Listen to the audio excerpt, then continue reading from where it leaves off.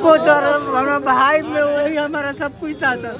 हमारा अकेला बहुत लोग से उसको पढ़ाए हुए थे, बहुत लोग के पढ़ा लिखा कर आज हम उसको जवान किए, दरवा का सर्विस करवाए थे। मेरे पास मेरे तो उससे पहले मेरे बाबूजी का देहांत हो गया।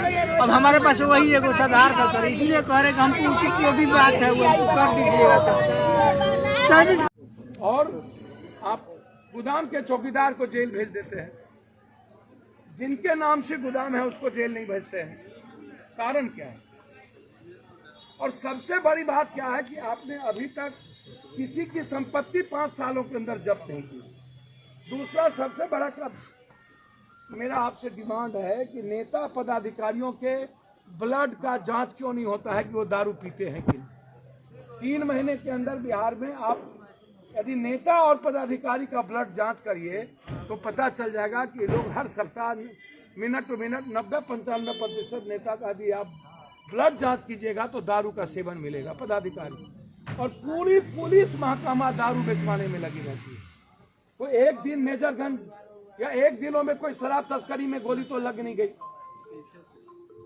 उसी क्रिमिनल जो था उसी के पिस्टल से रंजन सिंह को गोली लगी, चौकीदार को गोली लगी। यदि वो नहीं होते वहां की पब्लिक, मैं जानना चाहता हूं, बहुत क्लियर है उस मामले में, पब्लिक के कारण यह एक पकड़ाया, गोली लगी उसी की, मेजरगंज का जो टुच्चा क्रिमिनल है। ऐसे क्रिमिनल को करोड़पति किसने बनाया? लगभग छोटे छोटे क्रिमिनल स्कॉर्पियो फॉर्च्यूनर पर चल रहे हैं, उसके घर में एसी है, छोटा छोटा आदमी शराब बेच करके करोड़पति हो गया। इनकी संपत्ति कब जांच करोगे? और सत्ता पक्ष और विपक्ष बोलने को क्यों तैयार नहीं है? एक भी प्रेस रिलीज सीतामढ़ी में अभी तक नहीं गया किसी सत्ता पक्ष और विपक्ष, क्योंकि उसको डर है हम भी शराब के धंधे करते हैं, मेरा भी पैसा इन्वॉल्व है। और पुलिस प्रशासन को इस बात की जानकारी है कि कौन कौन शराब में इन्वॉल्व है। मैं कंप्लीट रूप से जांच चाहता हूं इन नेताओं, उसके डीएनए का, उसके खून का, उसकी संपत्ति चाहता हूं। आप 3 महीने के अंदर जब्त करिए नेताओं की संपत्ति, पदाधिकारियों की संपत्ति। इस परिवार को 50 लाख रुपया, 1 करोड़ कम से कम रुपया मुआवजा, इनकी पत्नी को नौकरी, और ये जांच होनी चाहिए। क्या उनके फैमिली को किसी को गोली मारा है उसके लिए जांच होनी चाहिए कि किस परिस्थिति में मोटरसाइकिल से पेट्रोलिंग में जाया गया और कितने दिनों से पूरा का पूरा सीतामढ़ी शराब का केंद्र बिंदु बना हुआ है। शराब और अपराध का ये और तस्कर का ये सबसे बड़ा यूनिवर्सिटी।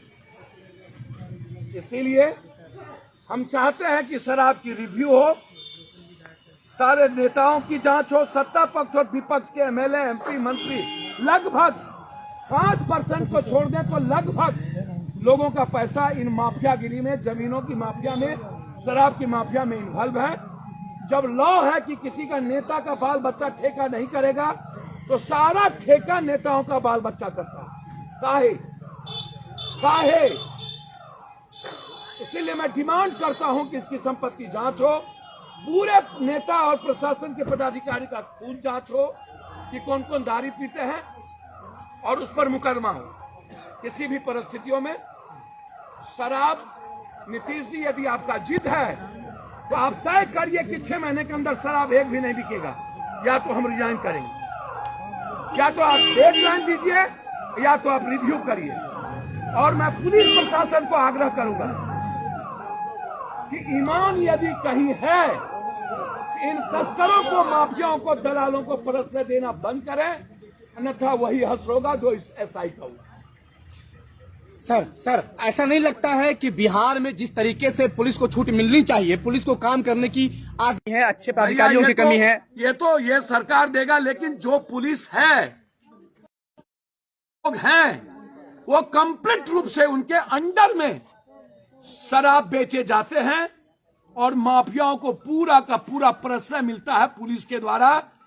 नेता उसमें इन्वॉल्व है, पुलिस की पूरी सह रहती है, क्योंकि सबसे ज्यादा यदि आज पैसा किसी से है तो शराब से इनकम है। इसीलिए शराब आज के डेट में 8,000 से 13,000 करोड़ का सरप्लस रेवेन्यू है जो बिहार के लिए है। मैं अंतिम सांस तक आम आदमी को बचाऊंगा।